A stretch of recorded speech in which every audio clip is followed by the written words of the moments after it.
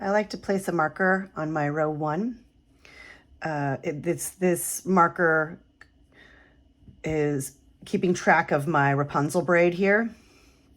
I'm just using the raised, twisted knit stitch here because it's easy to see. So I've got 1, 2, 3, 4, 5, 6. I am on row 7.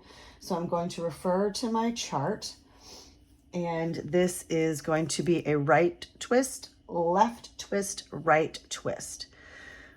So to do a right twist, which is also known as a 1x1 right cross for cable, there is a brilliant way to work this. For a right twist, you will simply knit these 2 stitches together and leave them on the needle.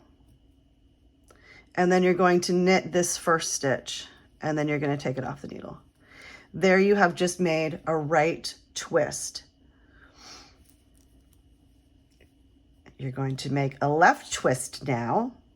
So for a left twist, you're going to knit into the back of the second stitch, leave it on the needle, and then you're going to knit through the back of both of the stitches and take it off.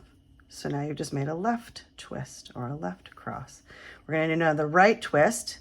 So we're going to knit these 2 together, leave this on the needle, leaving them on the needle, and then I'm going to knit through the first stitch only and then take them both off the needle. So now I've got a right, left, right. And as you see, this method of making the right twist and left twist, you don't need a cable needle, so that's super duper easy. You don't have to switch the position of the actual stitches prior to making any of your knit stitches. And it's very defined. I mean, you can really see that, right? It pops super great. I'm going to show you how to make a ringlet. To make a ringlet, you are simply going to purl 2 stitches, and then you're going to slip, you're going to leave the yarn, the working yarn in front, and you're going to slip the 2 stitches. And then you're going to bring this yarn around to the back, and you're going to put these 2 stitches back onto the right needle. We're going to do it again. We're going to purl 2 with the yarn staying in front of the left needle. You're going to slip the 2 purled stitches you just worked back onto the left needle. You're going to put your working yarn now behind it, so you're kind of crossing over that first stitch, and then you're going to put those 2 stitches back onto the right hand needle. And we're going to do it one more time. And then if you're working in the round like I am, you're going to just knit every other round just straight across, and it comes out to look like this. Cool, right? Cool ringlets.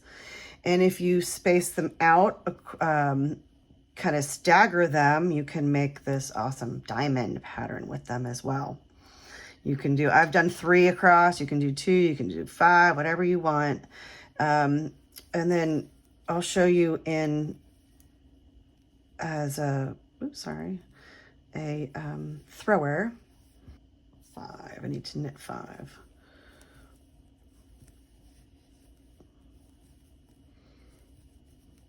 Now I'm going to make 2 ringlets because I'm going down, tapering down.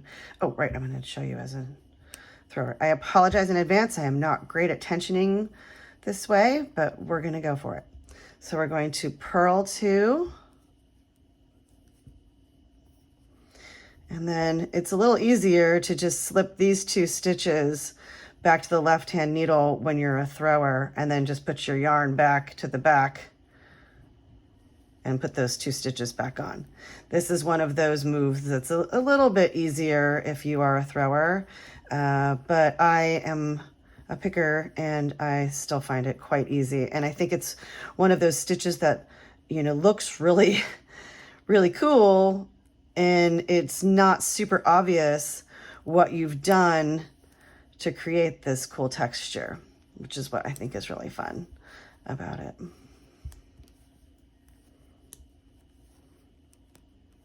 I'll show you again if you are a picker like me.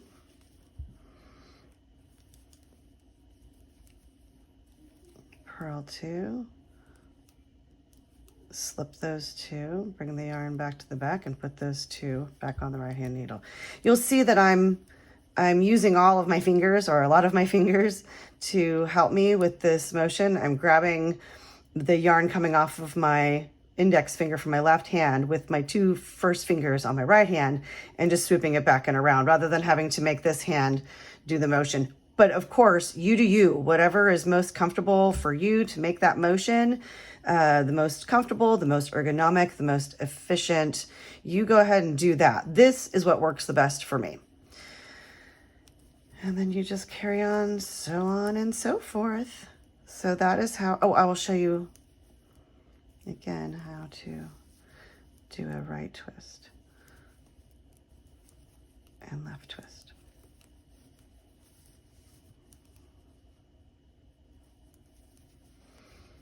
So this is the opposite. I'm doing this braid is going to the left.